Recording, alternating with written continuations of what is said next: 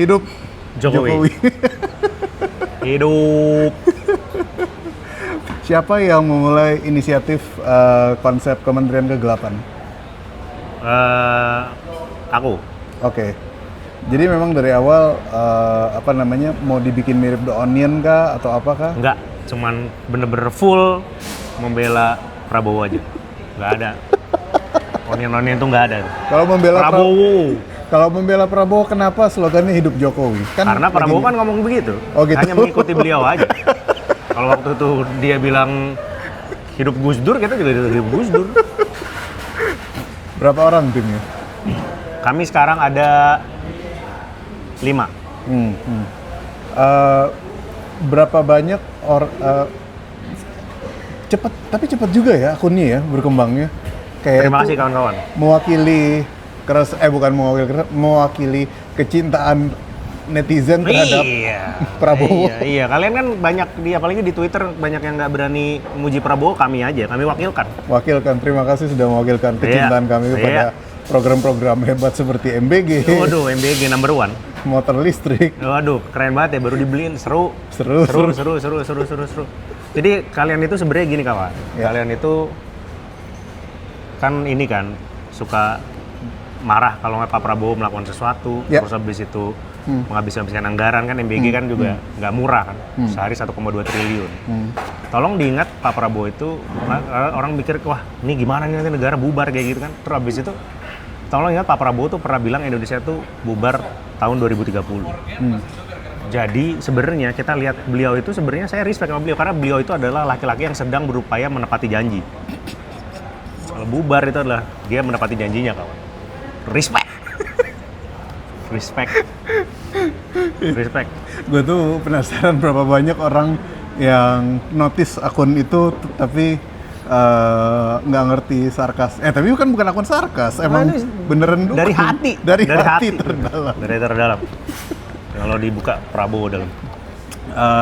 Apa 3 program atau tindakan Prabowo yang paling dicintai oleh Kementerian Kegelapan? MBG jelas. MBG jelas. Number one. MBG. Bentar lagi adalah Koperasi Merah Putih. Yes. Koperasi Merah Putih. Koperasi Merah Putih yang di Blok M udah tutup. Layu sebelum berkembang. Nggak apa-apa, itu percontohan kawan. Percontohan. Nggak apa-apa. Kan juga kan kayak orang kan dia pasti nggak ngukur kan.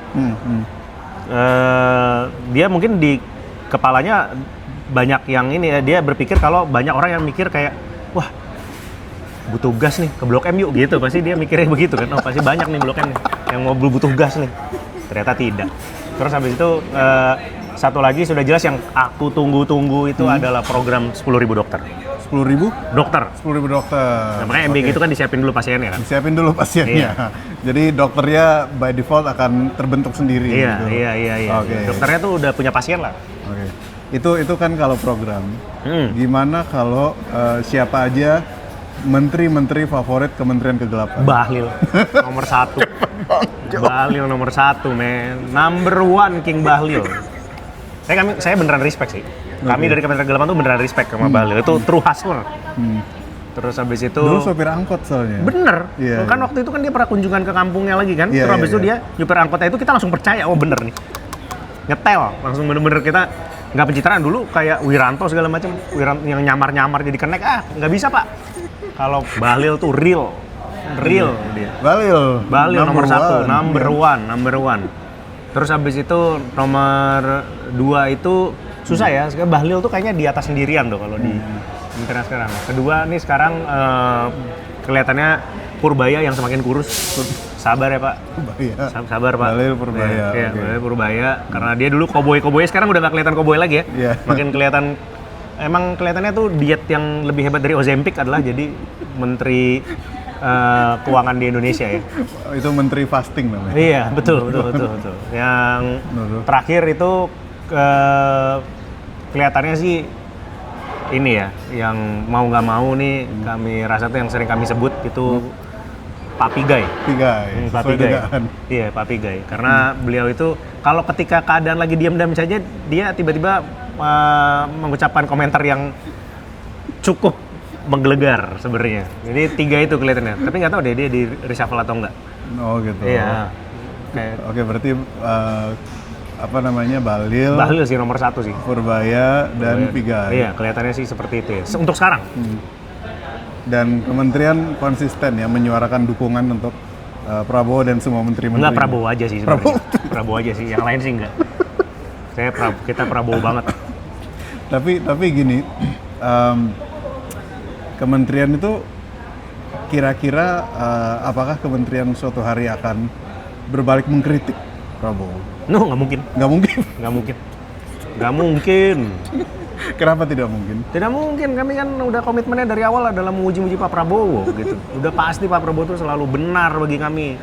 Hati-hati Pak Teddy, kami tuh bisa lebih membela Prabowo dibanding Anda. Hati-hati. Oh gitu. Iya. Tapi gimana tanggapan kementerian ngelihat apa namanya, dolar udah 17.000? Apakah Bos, masih nggak jelas. harusnya kan dikritik udah 17.000? Sebentar dolar. kawan, itu kan adalah upaya untuk nanti pas 17 Agustus itu Agustus nilai masih dolar lama, itu, Bung. nah ini kan harus disiapin dari sekarang. Disiapin Nanti dari Agustus sekarang. itu nilai tukarnya 17.845. Oh, 17.845 targetnya. Targetnya tuh segitu nanti. Itu bukannya agak buruk ya, Bung Rin? Oh, yang penting kan nasionalis. Nasionalis kalau kenapa?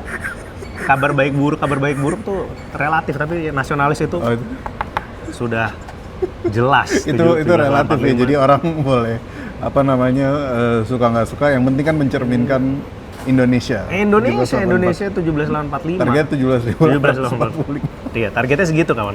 Pas Agustus. Nggak ada, itu nggak ada. Nggak bisa ditawar lagi. Itu memang yang kita harus persiapkan bersama. Ini di bulan April kita lihat ya, bulan Agustus apakah prediksi garis miring impian Kementerian Kegelapan tercapai? Kelihatannya sih iya. Siap-siap aja kawan, nggak apa-apa kan kata Pak Prabowo tuh kalau mamanya nanti perang dunia ketiga, dia bilang Indonesia tuh salah satu yang paling aman. Salah satu yang paling aman. Karena kita nggak dianggap. Pak Prabowo tuh memang taktiknya begitu kan, membuat Indonesia tuh semakin tidak dianggap. Jadi pas World War tuh kita nggak kenapa-napa. Tapi Trump Prabowo berdekatan sama Trump. Iya. Apakah itu langkah yang tepat untuk berpartner dengan Amerika? Tepat itu namanya adalah merubah dari dalam. Yang sesungguhnya kawan, merubah dari dalam. Masuk nih kan dia, terus habis itu dia bagikan MBG itu kepada semua anggota BOP. Anggota apa? BOP, BOP. BOP, ya. oke. Anggota Board Office langsung rest in peace habis itu. Jadi anggotanya. apapun langkah Prabowo pasti didukung. Wes, pasti itu 5D chess itu, bukan 4D chess lagi. Gila dia mah. Kan coba sekarang dia tuh Pak Prabowo tuh ngirim tentara sampai 8.000 katanya. Ke daerah konflik ya kan? Iya, itu iya, kenapa? betul. Adalah supaya tentara itu berhenti memerangi penduduknya sendiri. Oh iya. Kalau di sini kan banyak aksi ke sipil ya. ke sipil, gebugin warga, Waduh. terus habis itu lempar-lempar air keras ke rakyat gitu kan. Oh, dikirim semua ke sana. Jadi kita sudah tidak perlu takut lagi semakin kekerasan tentara terhadap rakyat itu jauh berkurang. Itu berkat Pak Prabowo. Coba bayangin. Yang lain nggak kepikiran. Nah, sekarang sebagai kementerian, biasanya orang netizen tuh mereka mengkritik Indonesia dengan halus, Iya. dengan cara menganalogikan Indonesia sebagai Wakanda dan Konoha gitu. Nah, kebetulan kementerian kan juga seorang wibu. Jadi bagaimana tanggapan kementerian terhadap analogi Konoha ini? Apakah orang terlalu berlebihan atau gimana? Enggak. Karena Indonesia tuh Indonesia. Harusnya tidak perlu lah Wakanda, Konoha gitu Indonesia kan. aja ya, Indonesia aja. Wakanda tuh maju. Jadi Indonesia tidak maju. Indonesia belum maju. Kan harus masuk ke era kegelapan dulu. Era kegelapan dulu. Habis itu baru jadi Wakanda bisa. Tapi kalau ngomongin sekarang sih jangan. Wakanda tuh maju. Konoha tuh cuma desa. Masa Indonesia Cuma tuh desa. Anda tuh meremehkan Indonesia kawan. Jadi Indonesia itu lebih baik dari Konoha ya? Indonesia lebih jelas. Lalu kalau kayak sekarang Konoha sama Naruto. Aduh, Naruto sama Boruto nggak akrab. Coba Pak Prabowo sama Mas Didit. Gila, akrab luar biasa. Harus belajar Naruto dari Pak Prabowo. Keren kementerian. Apakah kementerian punya, kan semua kementerian kabinetnya Prabowo di kabinet merah putih ya namanya. Apa namanya? Semuanya punya program gitu. Punya program misalnya dari Kementerian HAM sempat ngajuin berapa puluh triliun 20 gitu. triliun, 20 triliun mau bikin macam-macam. Nah, apakah Kementerian Kegelapan punya program juga? Kami cuma bela Pak Prabowo, udah. Wah, kami cuma itu dong, programnya cuma satu, membela Pak Prabowo, bersama Pak Prabowo terus.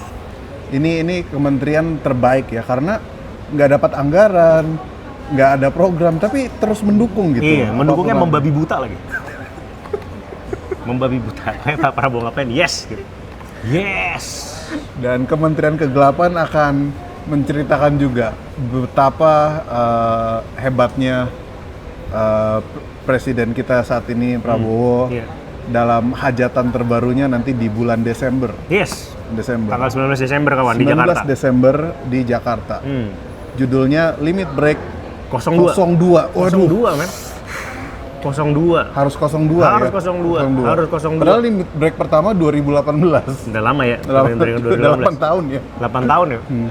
Bung Ben nonton waktu itu ya? Nonton. Terima kasih loh. Nonton kasih. waktu itu sama pacarku. Oh. Sekarang udah punya anak. Oh, alhamdulillah. Ya. Jadi dulu waktu itu bahkan belum pacaran. Jadi waktu itu waktu baru deket doang ngedate terus ngetes dia kuat nggak nonton jokes beginian. Oh. Ternyata kuat. Jadi bagus. Oh, cocok berarti ya. Cocok. Oke, jadi harus bukan nggak ada judul baru ya, harus Limit Break 02. 02. Ya? Harus Udah, 02. jelas. Udah tidak ada pilihan kawan. Tidak ada pilihan. Hanya itu judul yang paling tepat. Harga tiketnya berapaan? Harga tiketnya startnya kalau ini kalau masih dapat pre-sale itu paling murahnya kalau nggak salah 200.000. 200.000 udah bisa beli. Paling mahalnya 700. 700 VIP. VIP-nya ada all you can drink. All you can drink. All you can drink. All you can drink. Oh iya. Agak bahaya ya nontonnya sambil nggak apa-apa men, kan biar lebih tenang relax. gitu, lebih relax. Biar lebih relax. Iya. Minumnya minuman ini dong, minuman susu MBG. MBG. Susu MBG. Nanti ada di sana ada dapur MBG kawan. Pas di 19 Desember tuh ada dapur MBG. Gue inget pas di 2018 tuh gue makan ini sop kambing. Iya. Ada lagi nanti ada lagi. Sop kambingnya ada. Iya. Sop tapi kambing ada dapur MBG. Dapur MBG juga. Ada dapur MBG. Oke, itu ada apa namanya? Ada garansi refund nggak kalau misalnya ada yang perutnya nggak enak? Enggak, itu udah risiko. Udah risiko. Kan MBG saya buat dapur itu bersamaan dengan risikonya. Nanti ada kelapa batok buka sendiri. Ada dua show siang iya. dan show malam. Tiketnya bisa beli di mana? Di kegelapan.com. Di kegelapan.com, iya. gampang banget. Linknya gua tes juga nanti di description. Iya. Beli tiketnya di kegelapan.com, Kementerian Kegelapan tanggal 19 Desember di Geraha Bakti Budaya kawan. Geraha Bakti Budaya Tim. buat Jakarta. Tapi tur juga kan? Tur. Kemana aja tuh? Pertama ke Tokyo. Habis itu ke Jogja sama Denpasar. Tokyo, Jogja, Denpasar, Jakarta. Jadi pastikan untuk tanggal-tanggalnya dan info tiketnya cek di kegelapan.com. Terima kasih Kementerian, semoga sukses terus mendukung pemerintahan yang luar biasa ini. Dukungan paling membabi buta pada gua. Nih, Prabowo. Oke, terakhir dari kita hidup Jokowi.